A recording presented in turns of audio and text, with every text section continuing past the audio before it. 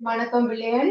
நாங்க தொடர்ந்து ஞான விளக்கு 2025ஆம் ஆண்டுக்குரிய 2வது பேப்பர்ல பாட்பன் கேள்விகள் பார்த்து கொண்டு வரோம். அந்த வகையில 1 தொடக்கம் 10 வரையான கேள்விகள் நான் ஒரு முதல் காணொலியில அந்த வினாக்களும் அதுக்குரிய விளக்கங்களும் விடைகளும் அதுல நான் அப்டேட் பண்ணியிருக்கேன். அந்த மாதிரி இந்த வீடியோல நான் 11 தொடக்கம் 20 வரையான கேள்விகளையும் அதுக்குரிய விளக்கங்களையும் பார்த்து கொள்வோம்.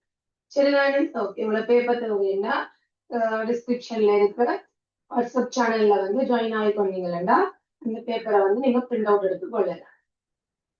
ஓகே, நாங்க 11வது கேள்வியிலிருந்து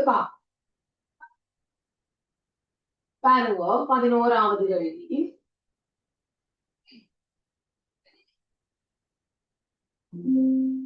சதுர வடிவத்தால் ஒன்றை அடுத்தடுத்து 3 தடவைகள் மடித்த விதம் கீழே காட்டப்பட்டுள்ளது.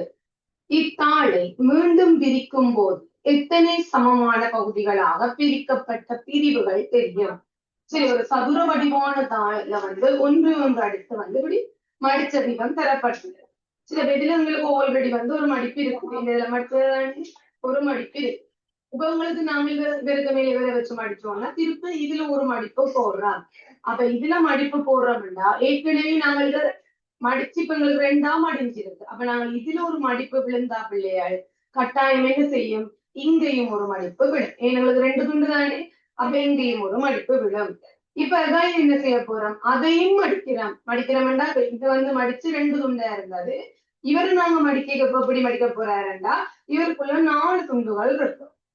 சரிதானே? அப்ப வீட்டுல பாருங்க, உங்களுக்கு இப்படி சின்ன மடிச்சதுல இங்க மடிப்பு விழுது. ஏன்னா இங்க மடிப்பு விழுந்தா பிள்ளைகள் கட்டாயம் இதுலயும் ஒரு மடிப்பு விழும். அதே மாதிரி எங்களுக்கு இங்கேயும் ஒரு மடிப்பு விழும், இங்கேயும் ஒரு மடிப்பு விழும். சரி, உங்களுக்கு இன்னும் விளக்கம் தேவைன்னா நீங்க ஒரு பேப்பர் மடிச்சு பார்க்க.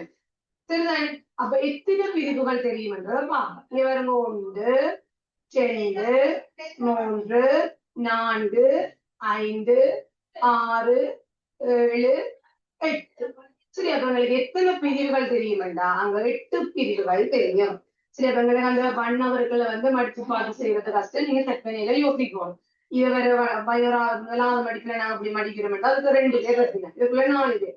2 பேருண்டா 2 துண்டா கட்டாயம் இதுல இருக்கிற துண்டு 2 இடத்தையும் வந்துருக்கு. நீங்க இருக்கிற 4 வந்திருக்கும். அப்ப 4 2 6 ஏற்கனவே 2 இருந்தா 8 அப்படியும் பார்த்து கொள்ளலாம். சிறுதானியங்களுக்கு மொத்தமா பிரிவுகள் எத்தனை என்று கேட்க வேண்டாம், 8 பிரிவுகள். அதே மாதிரி 12வது கேள்வியை பார்ப்போம். தரப்படும் உருக்கோளத்தில் வெற்று அடுப்புக்கு பொருத்தமான உருவை தெரிவு செய்கிறார். இந்த வட்டத்துக்குள்ள எங்களுக்கு சதுரம் இருந்தது. இப்ப இந்த சதுரம் வெளியே போய் இந்த வெளியில் இருந்த வட்டம் உள்ளுக்கு வார. அதே மாதிரி இந்த ஸ்டாருக்குள்ள வட்டம் இருக்குது. சோ இந்த உருவுக்குள்ள முதலாவது ஒரு வட்டம் வருவார். என்ன வட்டம் வருவாரு? ஸ்டாருக்குள்ள இந்த வட்டம் வெளியில வருவார். அதே இந்த ஸ்டார் உள்ளுக்கு வருவார். அவங்க உள்ளுக்கு பாருங்க, வட்டமும் உள்ளுக்கு ஸ்டாரும் இருக்கிறது முதலாவது. சரி, நான் அதையும் ஈஸியா தட்டிடலாம். சரி, நம்ம 12வதுக்கு முதலாவது கேள்வி. தொடர்ந்து நாங்க 13வது கேள்வியை பார்ப்போம். அடுத்த கேள்வி. உருவில் காட்டப்பட்டுள்ளவாறு திண்ம உரு முறிந்த கோடு வழியே வெட்டப்பட்டு சமமான 2 பகுதிகளாக வேறுபடுத்தப்பட்டால் கிடைக்கும் வெட்டு முகத்தின் வடிவம் யாது? சரி, உருவில் காட்டப்பட்டுள்ளவாறு திண்ம உரு முறிந்த கோடு வழியே வெட்டப்பட்டு சமனான 2 பகுதிகளாக வேறுபடுத்தப்பட்டால் கிடைக்கும் வெட்டு முகத்தின் வடிவம். சரிதான? இதை நாங்கள் இப்படியே வெட்டினோம்னா உங்களுக்கு தெரியும் பிள்ளைல ஒரு உருளைய நாங்க வெட்டினோம்னா கட்டாயம் எங்களுக்கு சதுர பகுதி தான் வரும். சரியா? உருளை எங்களுக்கு இந்த குறுக்கு வெட்ட முகத்தோற்றம் சதுரம். சரிதான? எங்களுக்கு ஆன்சர் 13வதுக்கு 2வது விடை. ஓகே, இனி நாங்க 14வது கேள்வியை பார்த்துக்கொள்வோம். சரிதானே? 14வது கேள்வி பாருங்க பிள்ளைகள். ரூபாய் 68க்கு சிவப்பு நிற பேனாக்களும் நீல நிற பேனாக்களும் வாங்கப்பட்டன. நீல நிற பேனா ஒன்றின் விலை 3. சரியா? வழியாக கவனிக்கணும். நீல நிற பேனா ஒன்றின் விலை 3, சிவப்பு நிற பேனா ஒன்றின் விலை 4 ஆகும். எனில் வாங்கக்கூடிய குறைந்தபட்ச பேனாக்களின் எண்ணிக்கை. எங்களுக்கு கேட்டது குறைந்தபட்ச பேனாக்கள் எண்ணிக்கை கேட்டுங்க. இப்படியான கேள்விகள் செய்ய நாங்க தொகுதியா பிரிச்சு செஞ்சோம்னா உங்களுக்கு ஈஸியா இருக்கும் பிள்ளை. சரி, அப்ப நான் என்ன செய்யறேன்? நோமெல்லாம் ஒரு தொகுதி வைக்கிறேன். என்னண்டு நீல பேனை. உங்களுக்கு குறைந்தபட்ச பேனா அது கேட்டது. அப்ப நான் 4 ரூபாய் பேனையில உண்டும் 3 ரூபாய் பேனையில உண்டும் வாங்க.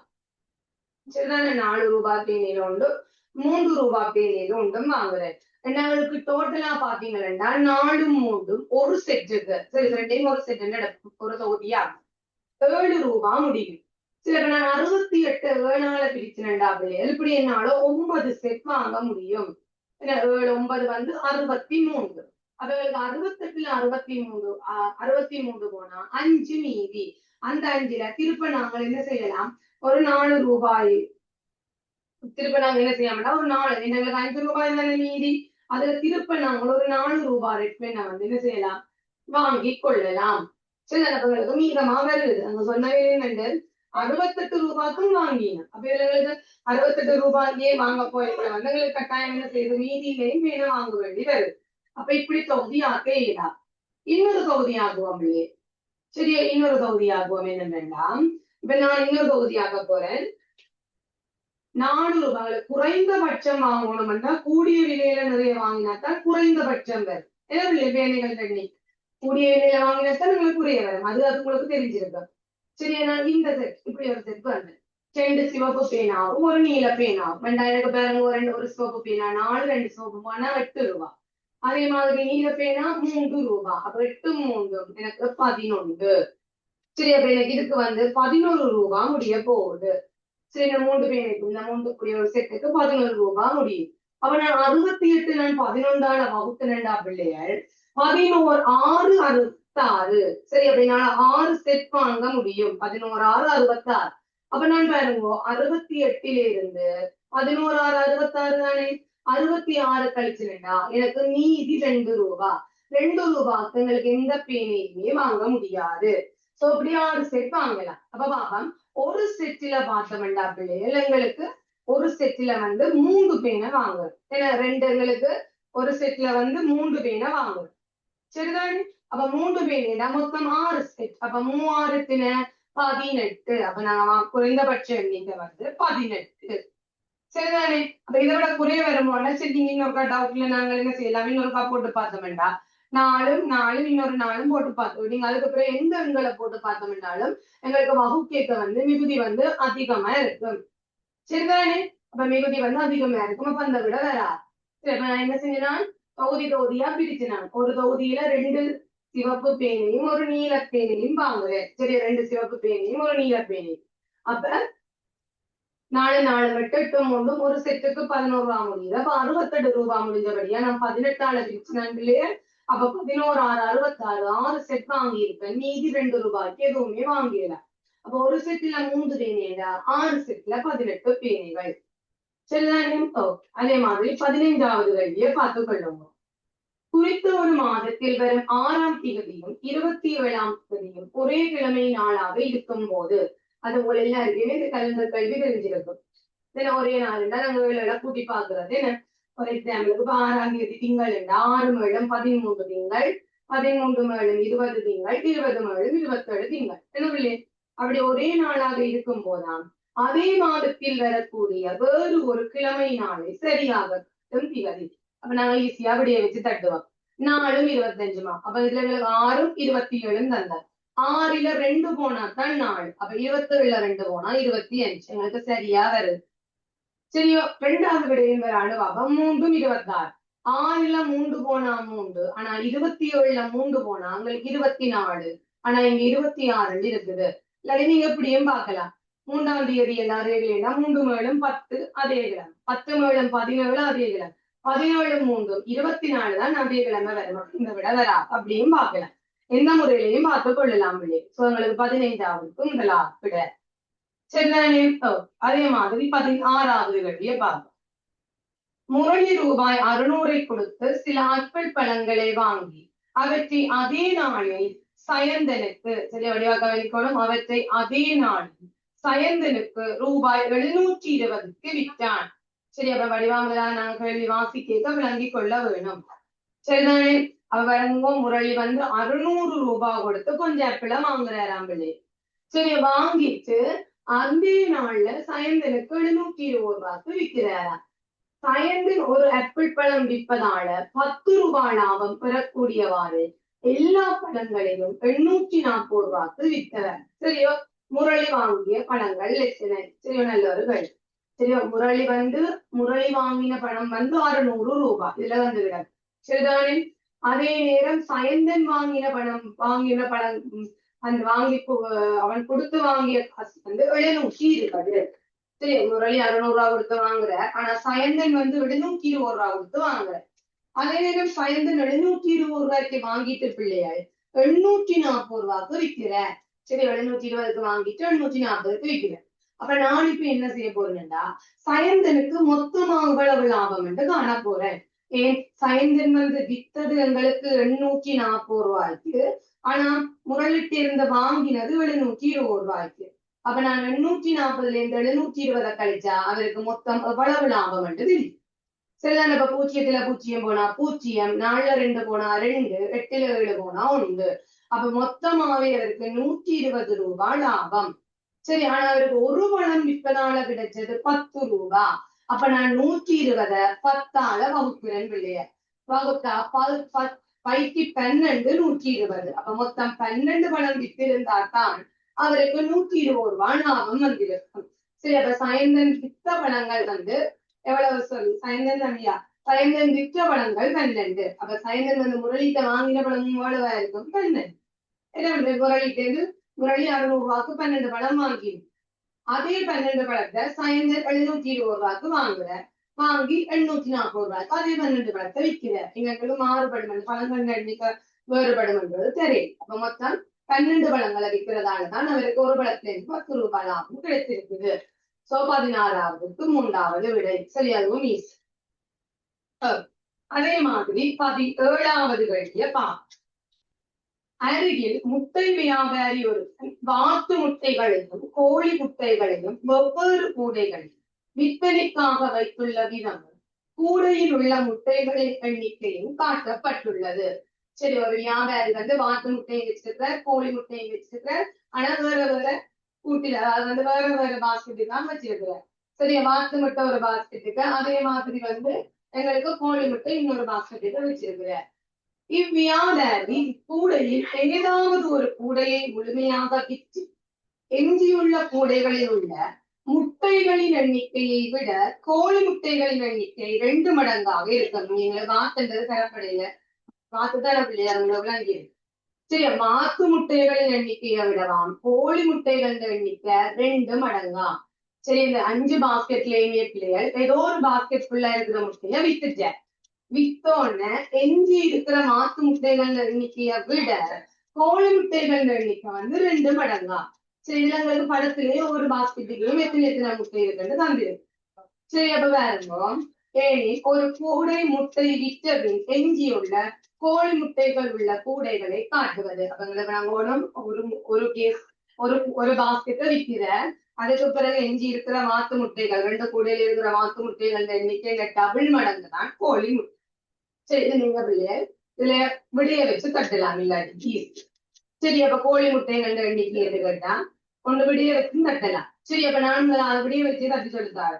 சரியா? கோழி முட்டைகள் பியும் சியும் வைப்பேன்.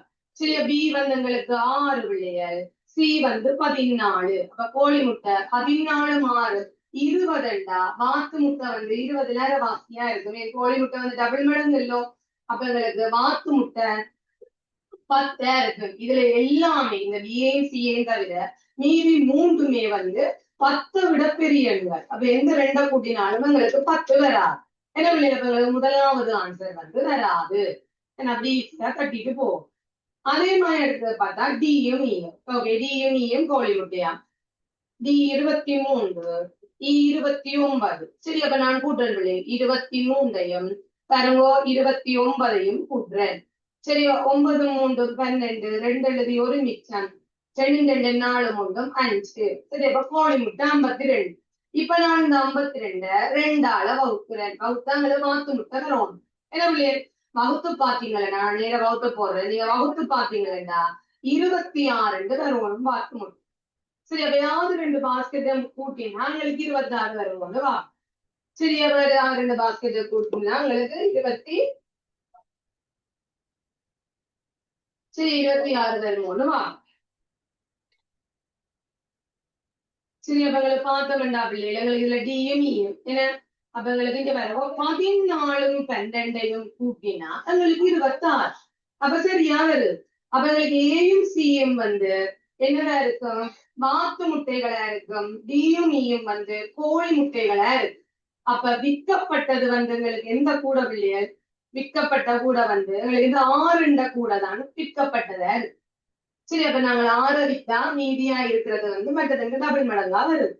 சரிதான பிள்ளைகள்? அப்ப எங்களுக்கு ஆன்சர் வந்து டியும் நீயும். சரியா? டியும் நீயும் 17வது 2வது விட என்ன செய்த நாங்கள் ஆன்சரை வச்சு தட்டினாங்க. முதலாவது ஆன்சர் வரல. 2வது நான் டியையும் ஈயையும் கூட்டி நான் 52. அப்ப கோழி முட்டை 52 வழியா 2ஆல் வகுத்துனாங்க. அப்ப வாத்து முட்டைகள் 26. ஏயையும் சியையும் கூட்டினா எனக்கு 26 வருது. சரிதானே? அப்ப எங்களுக்கு அந்த ஆன்சர் சரி டி என்ற கூட வந்து விற்கப்பட்டு இருக்கும்.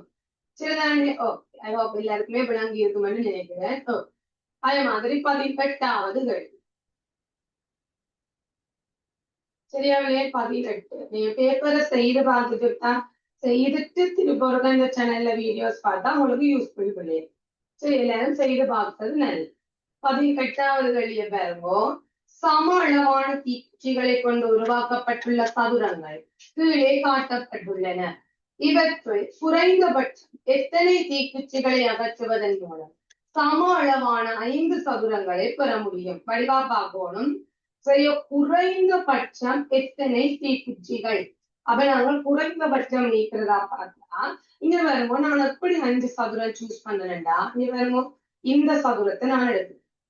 சரி மொத்தம் எனக்கு 5 சதுரம் நான் எழுதி காட்டுறேன். அப்ப உங்களுக்கு ஈஸியா சரி இந்த சதுரம் 1, இந்த சதுரத்தை நான் எடுக்கிறேன் 2, இவரை எடுக்கிறேன் 3, இவரை எடுக்கிறேன் 4, இவரை எடுக்கிறேன் 5. இந்த 5 இருந்தால் தான் பிள்ளைகள் எங்களுக்கு விளக்குற தீக்குச்சிகள் எண்ணிக்கை வந்து குறைவா இருக்கும். ஏன் குறைந்தபட்சம் தானே கேட்டது. அப்ப இன்னொரு கலர் ப்ளூ அழைத்துல தீக்குச்சி எடுக்கணும் ஆகுது. இதை எடுக்கலாம் 1. ஆனா இது மற்றதுல வந்து வேற ஒன்றுமே இது டச் பண்ணல. ஏன் மற்ற சதுரங்களோட ஜாயின்ல இருக்கு. இதுல 1 எடுக்கும். இங்க இவர் எடுக்கலாம் 2, இவர் இங்க இவர் எடுக்கலாம் 3, இதுல இவர் எடுக்கலாம் 4. வேற எதையுமே எடுக்க இயலாது. இல்ல வேற நான் விளக்கி இருக்கிற எல்லா சதுரங்களோடய மற்ற தீக்குச்சிகள் வேற ஜாயின்ல இருக்கு. சரி அப்ப எங்களுக்கு ஆக குறைந்தது நாங்கள் எத்தனை அகற்றோணம் வேண்டா, எத்தனை அகற்றோணம் வேண்டா பிள்ளையர் 4. சரி ஆக குறைந்தது வந்து 4 அகற்றினா எங்களுக்கு போதும். சரி அப்ப எங்களுக்கு ஆன்சர் வந்து 4. சரியோ அதே மாதிரி 19வது கேள்வி திருநெல்வேலியாக குறைந்தது. ஒரு தம்பதியினருக்கு 4 மகன்கள் உள்ளனர். சிறன் ஒரு தம்பதிக்கு வந்து 4 மகன்கள் உள்ளனர். ஒவ்வொரு மகனுக்கும் ஒரு சகோதரி உண்டு. சரி எப்ப படிவா இதுல தம்பதி இருந்தோடனே இதுல போட்டு உங்களுக்கு விளங்கப்படுத்தி வரும். சரிதானே? பாருங்கோ ஒரு தம்பதி இருந்தோம்னா கட்டாயம் எங்களுக்கு 2 பேர் இருப்பினா அம்மா என்ன இன்னொன்று வந்து அப்பா. சரி எப்படி 2 பேர் இருக்கு. சரிதானே? இவைகளுக்கு 4 மகன்களாம் பிள்ளையர். சரி அப்ப நான் 4ஆ பிரிப்போம். 4 மகன். சரி அப்ப இதுல பாய் மகன் படியா போய்னு போடுறேன். சரியோ 4 மகன்கள் இருக்கணும். ஒவ்வொரு மகனுக்கும் ஒரு சகோதரி உண்டு. அதை வடிவா கவனிக்கணும். ஒரே ஒரு சகோதரி. அப்ப நான் இவருக்கு இன்னொரு பொம்பளை பிள்ளையும் இருக்கண்டு வச்சா அஞ்சு பேருங்க. இந்த பாய்க்கு ஒரு சகோதரி, இந்த பாய்க்கும் ஒரு சகோதரி. அப்படி ஒவ்வொருத்தருக்கும் ஒரு சகோதரியா இருக்கும். ஒவ்வொரு சகோதரனுக்கும் 3 மருமகன்கள் உள்ளனர். சரி ஒவ்வொரு சகோதரனுக்கும் 3 மருமகன்களா கண்டா இவாட பிள்ளைகள் தான் பிள்ளைகள் இவைகளுக்கு மருமகனா இருக்கும். என்ன நீங்க நோமலா யோசிச்சு பார்த்தாலே உங்களோட அப்பாட தங்கச்சியோட பிள்ளைல உங்களோட அப்பா மருமகன் தான் சொல்லுவார். என்ன உங்களோட அப்பாட தங்கச்சியுடைய பிள்ளைகளை என்னன்னு சொல்லுவார், மருமகன் என்று சொல்லுவார். அப்ப ஒவ்வொரு சகோதரனுக்கும் 3 மருமகன் என்றா கட்டாயம் இவருக்கு வந்து 3 இந்த கேர்ள் லேடி அதாவது வந்து இந்த லேடிக்கு வந்து 3 என்ன செய்யற 3 மகன்மார்கள் இருப்பினம் கட்டாயம். என்ன பிள்ளைகள் 3 மகன்மார் இருந்தால் தான் இவள் ஒவ்வொருத்தருக்குமே 3 மருமகன்கள் இருக்கு. ஏன் எங்களுக்கு போயிடும் அப்பாட தம்பியிட மகன் வந்து உங்களுக்கு அப்பாவுக்கு மருமகனா இருக்கு. அது ஒரு பிள்ளையாத்தான் இருக்கு, மகனாத்தான் இருக்கு. என்ன அப்ப கட்டாயம் இந்த கேர்ளுக்கு தான் 3 பிள்ளைகள் இருக்கு. 3 ஆண் பிள்ளைகள் இருக்கு. ஏன் குடும்பத்தில் உள்ளவர்களின் மொத்த எண்ணிக்கை யார்? சரி, அப்ப பாபம் இவருங்க அம்மா அப்பா 1 2 5 பிள்ளைகள், 5 2 7. இந்த கேர்ளுக்கு 3 பிள்ளைகள், 7 3 10. சரியான இந்த குடும்பத்தில் உள்ளவர்கள் நம்ம மொத்த எண்ணிக்கைன்னு பார்த்தா பிள்ளைகள் உண்மையா இந்த பேருக்கு, அதாவது இந்த கேர்ளுக்கு 3 பேர் 3 பிள்ளைகள் என்றபடியா கட்டாயமா வெட்டிங் பண்ணி இருப்பான். அவங்க ஹஸ்பண்டையும் சேர்க்கும். ஆனா இதுல அப்படி எங்களுக்கு போட்டா ஆன்சர் தரா சரிதானே. ஆனா எங்களுக்கு 10 தான் இந்த ஆன்சர் கொடுத்துருக்கு. சோ 10 தான் இல்லை இந்த ஆன்சர்ல 11 தருவோம். 11 இல்லை சரிதானே. அப்ப தம்பதிய ரெண்டபடியா இங்க நாங்க 2 பேர் எடுத்தலாம் சரிதானே. இப்ப 10 ஆன்சர். அதே மாதிரி அடுத்த கேள்வி 20வது கேள்வி. கண்ணன் கண்டியில் இருந்து பதுளைக்கு, சரியா வடிவா கவனிக்கணும். கண்டியில் இருந்து பதுளைக்கு மோட்டார் சைக்கிளில் செல்லும் போது 5 வழிகாட்டி கம்பங்களை கடந்து சென்றார். அவற்றில் 1 தவறானதாம். இந்த 5 உருவிலையும் ஒரு தவறானது. சரியான வழிகாட்டி கம்பங்களை ஆரம்பத்தில் இருந்து இறுதி வரை ஒழுங்குபடுத்தட்டுமா? சரி, நாங்க ஆன்சரை வச்சே தத்துவோம் இல்லையா, அதுங்களுக்கு இந்த டைமிங்கும் குறைவா இருக்கும். கண்டியில் இருந்து பதுளை, சரி, கண்டியில இருந்து பதுளைக்கு போற. முதலாவது ஏ தந்திருக்கிற, சரி, ஏ தந்திருந்தா கண்டியில இருந்து பதுளைக்கு போறேன்டா. ஓகே, பதுளைக்கு 9 கிலோமீட்டர் இருக்குது. ஓகே, உண்டு. சரி, கண்டியில இருந்து 2 கிலோமீட்டர் வந்துட்டா பதுளைக்கு 9 கிலோமீட்டர் இருக்கு. தென் ஈய பார்த்தா ஓகே, கண்டியில இருந்து 5 கிலோமீட்டர் வந்துட்டா பதுளைக்கு 6 கிலோமீட்டர் இருக்கு. ஓ டி டிய பார்த்தா கண்டி இங்க வேணுங்க. இங்க கண்டியில 5 கிலோமீட்டர் தள்ளி வந்துட்டார். அதுக்கு பிறகு 3 வருது. அப்படி வேறமா இல்ல என்ன பக்கம் இங்க ஓடுற இந்த இன்னும் பதுளைக்கு 6 கிலோமீட்டர் இருக்குன்னு 2வது சொல்லிட்டு 3வது இன்னும் பதுளைக்கு 8 கிலோமீட்டர் இருக்குன்னு வருது. அப்ப எங்களுக்கு முதலாவது ஆன்சர் என்ன செய்யாது பிள்ளைய வராது. என்ன 2வது ஆன்சரை பா. சரியா, 2வது ஆன்சரை பா பி. ஓகே, நான் ஒரு நகரத்தையே வச்சு பார்த்து கொண்டு போவோம். அது இன்னும் ஈஸியா இருக்கு. சரியா, கண்டியிலிருந்து பதுளைக்கு போறாருன்னா பதுளைக்கு இன்னும் 3 கிலோமீட்டர் இருக்குன்னு சொல்லப்படும். டிய பாகம் பதுளைக்கு இன்னும் 8 கிலோமீட்டர். இப்படி வருமா பிள்ளைய இல்ல. முதல்ல நாங்க என்ன குறைஞ்ச தூரத்துல என்ன போவோம், போத்தான் நாங்க தூரம் குறையும். இந்த இடத்த வச்சுட்டே முதலாம் தான் எங்களுக்கு 3 கிலோமீட்டர் வந்துச்சு. பதங்களுக்கு வரா. ஓகே, 3வது விடைய உங்களுக்கு 2 பிள்ளை இருந்தாலே 3வது ஆன்சர் வந்துட்டு சரி பாப்பா. ஏ பாருங்க, பதுளைக்கு 9 கிலோமீட்டர். டி பதுளைக்கு 8 கிலோமீட்டர். சரியா, குறைஞ்சு வருது. இ பாருங்க, பதுளைக்கு 6 கிலோமீட்டர். ஓகே, பி பதுளைக்கு 3 கிலோமீட்டர். அப்ப இந்த ஒரு பிள்ளைன்னு சொல்லி சரிதானே இல்லையே எங்களுக்கு. சரி, என்ன 9 8 6 3. அதே மாதிரி கண்டி எடுத்துக்கொண்டோம்னா முதல் 2 கிலோமீட்டர் தள்ளி வார, பிறகு 3 கிலோமீட்டர், பிறகு 5 கிலோமீட்டர், பிறகு 8 கிலோமீட்டர். எங்களுக்கு சரியா வருது 3வது ஆன்சர். சரியா, உங்களுக்கு இந்த காணொலியில பிள்ளைகள் 11 தொடக்கம் 20 வரையான வினாக்கள் விளம்பரப்படுத்தியது. தொடர்ந்து மீதி வினாக்களை அடுத்த காணொலியில உங்களுக்கு ஓகே, தேங்க்யூ பிள்ளைய.